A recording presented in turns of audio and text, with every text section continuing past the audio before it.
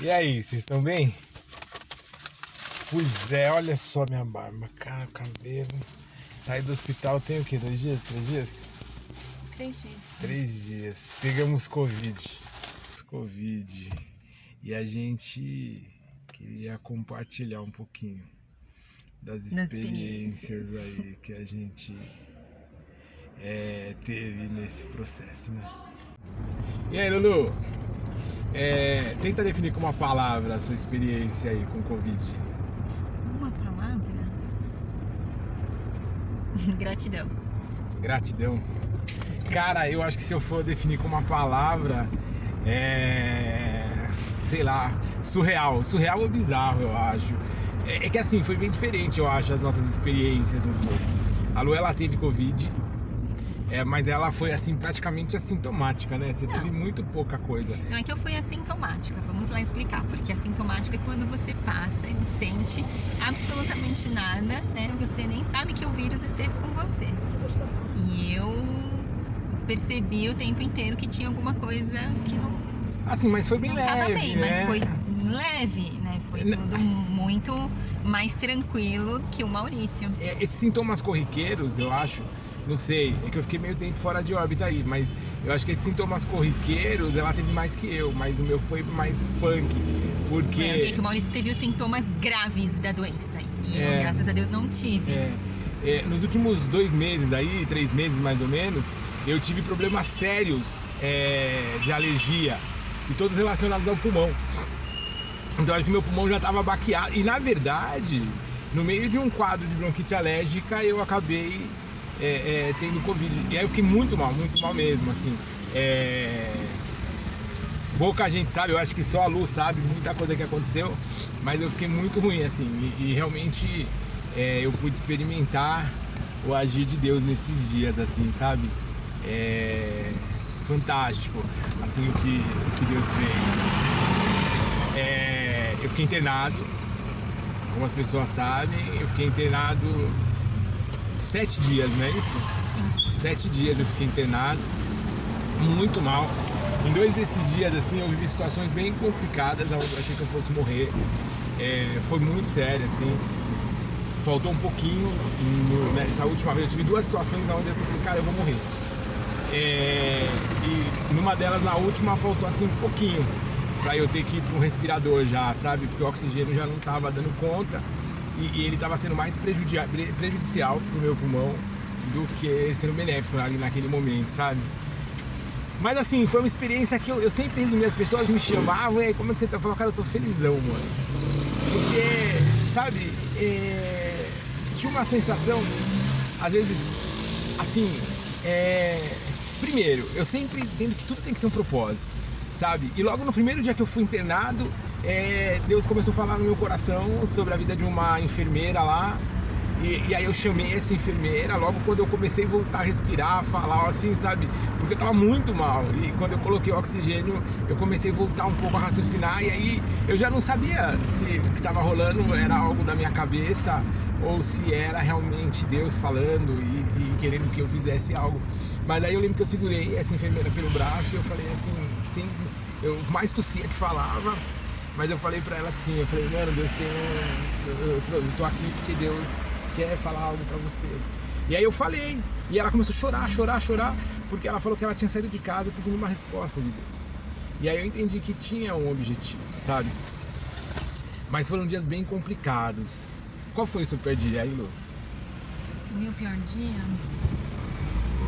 Eu acho que foi na quarta. Fala mais alto um pouco, eu acho que ele vai ficar baixo. Foi na quinta-feira, de quarta pra quinta-feira. Porque o quadro ele vai evoluindo, né? E vão entrando outras questões. E aí você começa a se sentir limitada em coisas bobas, como escovar o dente, por exemplo. É uma loucura. E por mais que...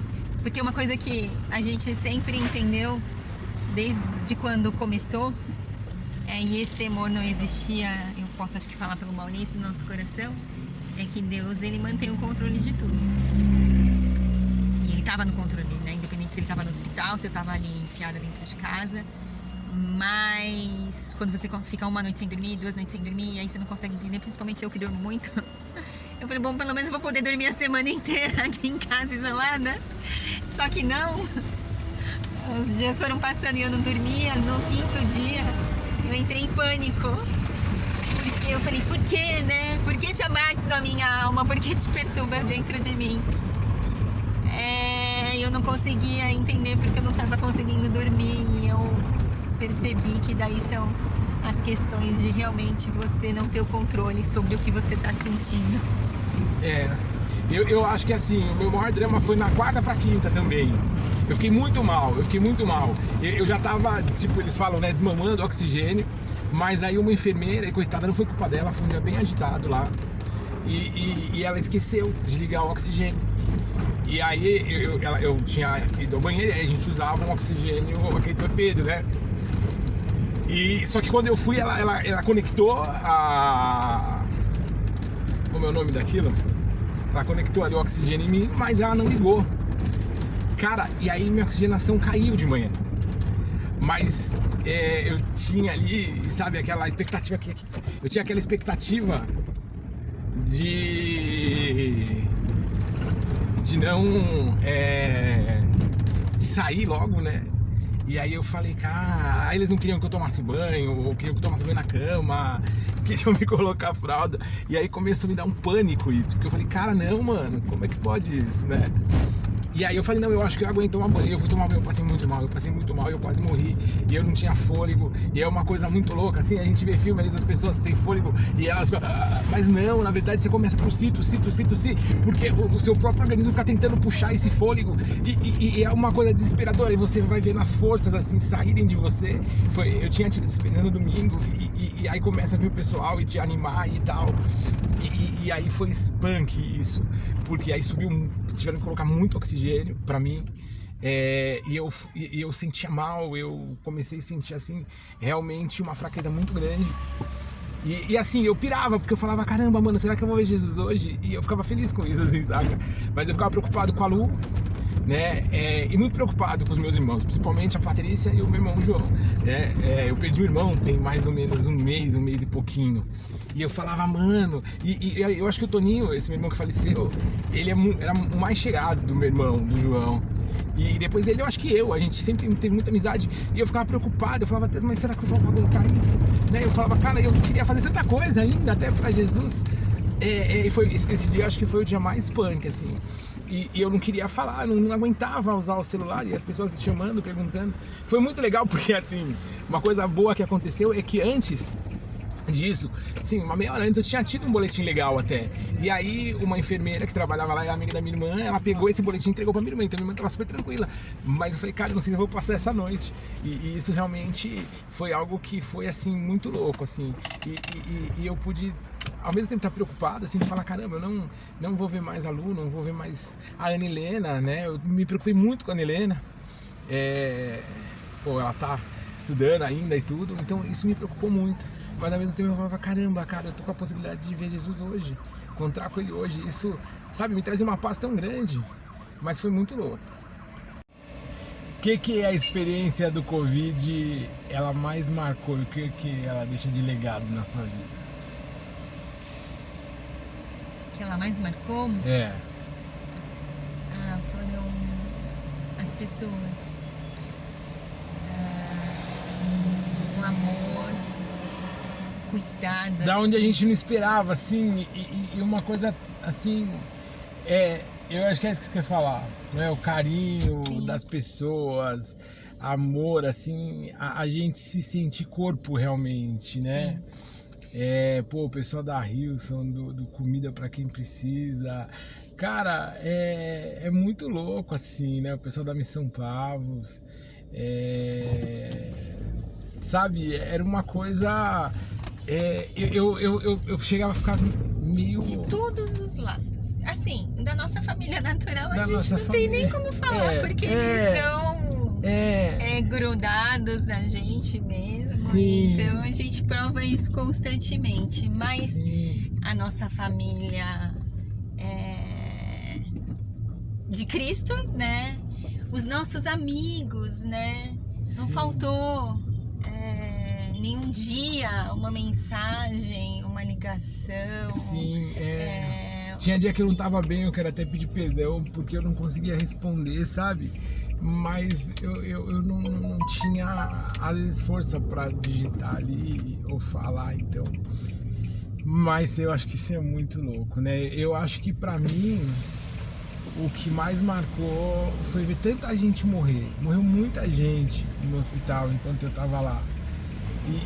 E a sensação do isolamento, a impotência de você estar trancado, isolado, você não poder sair ali do quarto,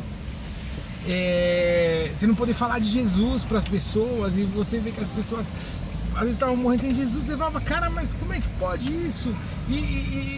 E assim, isso me deu assim uma visão assim, cara, que eu sempre já fui assim. Quem me conhece sabe que eu falo de lá faz tempo, mas me deu uma angústia santa, eu acho, sabe? Uma ansiedade, assim, uma necessidade urgente de falar de Jesus, sabe? De demonstrar Cristo para as pessoas. Tinha um pai e filho lá, eles estavam sem se falar há anos, parecia que já era um bom tempo. Essas enfermeiras, elas relatavam, eles eram pessoas difíceis, porque a gente ouvia eles gritando com as enfermeiras do corredor assim, eles não se falavam. E quando eu ouvi isso, eu orei muito para Deus me dar a oportunidade de poder falar com eles, ou deles realmente quebrarem, né, essa dureza de coração, esse orgulho. E aí, na quinta-feira, uma enfermeira chegou para mim falando que eles tinham feito as pazes. O filho pediu para falar com o pai, o médico liberou. Eles, cara, assim, na verdade, por acaso, né, eles estavam no mesmo hospital, na mesma ala. Na sexta-feira, às 23h38, morre o pai, às 23h58 morre o filho, sabe? E a gente às vezes fica se preocupando com coisas tão banais, né?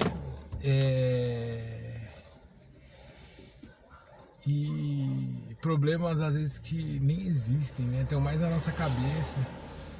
E a gente perde tempo, né? Em que a gente podia estar trazendo o reino para as pessoas, sabe? Fazendo a transformação, transformando. Porque olha só, se a tua vida cristã não tem transformado a tua família, se a tua vida cristã ela não tem transformado o meio que você está inserido, se a tua vida cristã ela não tem sido diferente da vida daquelas pessoas que não seguem a Cristo, cara,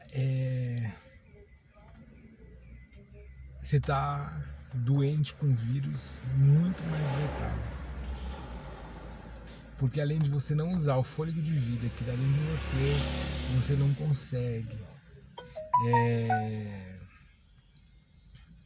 fazer com que esse oxigênio da graça ele chegue na vida das pessoas, sabe? Ser cristão não é você ser um bebê chorão que tem uma babá que tem o nome de Deus, mas é você entregar a sua vida por um reino que tem por objetivo não transformar o mundo, mas transformar as vidas, sabe? Eu acho que isso é importantíssimo. E que a gente possa ter um relacionamento com Deus a ponto da gente não temer. Eu lembrei algumas coisas assim que eu falei para a Lu que mexeram muito comigo. Foi quando a médica falou que eu ia ser internado e ela falou, daqui pra frente acabou, você vai ficar isolado, você não vai poder ter contato com mais ninguém. O protocolo é que eles tirem o celular de você, mas eles acabam deixando, mas eu não sabia se iam tirar ou não. E eu falei, caramba, isso mexeu comigo, no sentido de falar, caramba, né? Eu tô entrando aqui, eu não vou conseguir despedir mais de ninguém, eu não vou conseguir mais abraçar ninguém. Se eu não sair daqui vivo, eu não vou ter mais oportunidade nenhuma de demonstrar afeto, amor. E Mas algumas coisas, aí Deus começou a falar comigo, né? E às vezes a gente fica esperando que alguém traga uma profecia pra gente, mas a Bíblia, se a gente lê, se a gente estuda, a gente consegue saber, todo momento Deus fala com a gente através da Bíblia, né? E eu lembro que Romanos, né, aquela palavra que fala que todas as coisas elas concorrem para o bem daqueles que amam a Deus, né, daqueles que são chamados segundo um propósito. E eu falei, Deus, me mostra o teu propósito nisso, porque eu quero que isso concorra para o meu bem. E independente, sabe? Eu pelo menos, às vezes eu falo assim, cara, os melhores dias estão diante de mim. E eu entendo porque cada dia que eu vivo é um dia a menos que eu estou na Terra e um dia mais próximo de estar com Cristo. Que esse é o objetivo, saca? Sim. E aí, uma outra palavra, né? Tessalonicenses 5, né? Que me trouxe muito amor, eu senti muito amor de Deus, né? Que fala que quer que a gente esteja vigiando ou dormindo, acordado ou dormindo, estamos com Cristo. Eu falo, cara, não importa, né? Porque o que Paulo está querendo falar é que, cara, se você morreu, se você continuar vivo, você vai estar com Cristo. E assim, mas essa questão de falar, caramba, mano. E aí de repente brota a Vanessa lá no hospital. Eu fui fazer um hematomo e eu já tava de oxigênio e tudo. E eu falei, caramba. E ele me mandava mensagem assim, a Vanessa tá vindo pra cá, não deixa. E aí eu já sabia que ela já tava lá. E aí eu falei, calma. Mas eu pensando nesse lance de isolamento, de solidão, e aí Deus traz a palavra, Deus faz com que o solitário viva em família. E aí quando eu virei no corredor, assim, dei de cara com a Vanessa, sabe? Foi assim, sensacional. Coisa fofa essa Vanessa. E enfim, sabe? Se eu posso deixar um recado para vocês. O mesmo pensamento que eu tinha, eu conversei com algumas pessoas sobre o Covid, né? Que eu falava, cara, o que eu puder fazer para me proteger. Mas eu preciso trabalhar, eu preciso fazer a obra, e eu decidi que nessa pandemia eu ia dar todo o meu tempo que eu tivesse disponível para o reino, sabe? E eu falei, se for da vontade de Deus, eu vou passar por isso. Se não for, eu não vou passar. Cara, e eu vou te falar que assim, para mim foi uma experiência em que eu pude eu realmente experimentar a paz de Deus que excede todo entendimento. Sim. E a felicidade, uma felicidade que é além da vida. Porque eu tava tão feliz, sabe? Eu tava morrendo assim, cara. Eu juro, eu tava muito mal. Eu coloquei uma roupa suja pra ir pro hospital. Na verdade, eu tava com essa roupa. Eu tava sem tomar banho há 4 dias, largado na cama, assim. E eu não queria preocupar as pessoas. Eu tava já com algumas dúvidas se eu tava com Covid ou não. Porque eu vinha já doente. E eu tava tão mal que eu não percebi. Só a hora que colocaram oxigênio que eu comecei a ver, nossa, cara, olha a roupa que eu vim. Mas quando aconteceu a situação da Solange lá, que Deus começou a falar com ela ali, me usou como ferramenta para isso. O seu Carlos estava internado e a gente pôde conversar muito, sabe? E no final eu pude falar de Jesus para ele. Me dava uma alegria tão grande de poder estar ali, sabe? E poder naquele momento interceder por aquelas pessoas que estavam ali doentes, pela família daqueles que estavam indo embora. Enfim.